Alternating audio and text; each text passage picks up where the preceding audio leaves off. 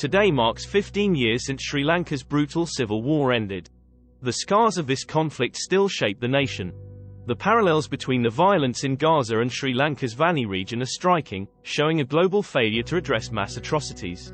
In the war's final months, the Sri Lankan military targeted 330,000 civilians and 5,000 Tamil Tiger fighters in Vani.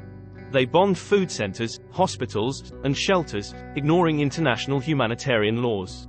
Civilians were forced into shrinking, no-fire zones that were then attacked.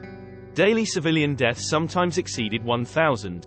The military also restricted food and medical supplies, worsening the crisis. UN investigations later called this campaign the persecution of the Vani population, with at least 40,000 deaths, though some estimates suggest up to 169,000. After the war, the government executed Tamil Tigers and civilians who surrendered, confining others in camps under the guise of processing. These camps were only closed after international pressure. Sri Lanka has consistently rejected calls for justice and refused to address the conflict's root causes. Post-war, the repression of Tamils intensified. The northern and eastern provinces remain heavily militarized, with 1 soldier for every 2 civilians in some areas.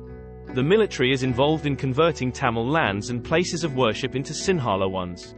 This military presence suppresses Tamil social, cultural, and political activities, making reconciliation impossible. Despite this, Tamils continue to fight for justice. Their efforts have led to UN investigations and resolutions. The Rajapaksa family, who rose to power on Sinhala Buddhist nationalism, led the country into financial ruin. The economic crisis in April 2022, marked by food, fuel, and medicine shortages, triggered protests and ousted the last Rajapaksa president. However, Sri Lanka has yet to find political stability.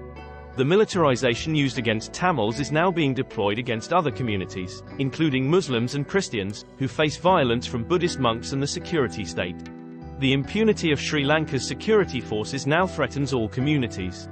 Cardinal Malcolm Ranjit, once a Rajapaksa ally, now calls for an international investigation into the 2019 Easter Sunday attacks, convinced that elements of the security state allowed the attacks to boost Gotabaya Rajapaksa's campaign.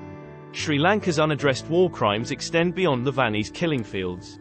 The military occupation of Tamil-speaking areas drains resources, fuels instability, and perpetuates repression.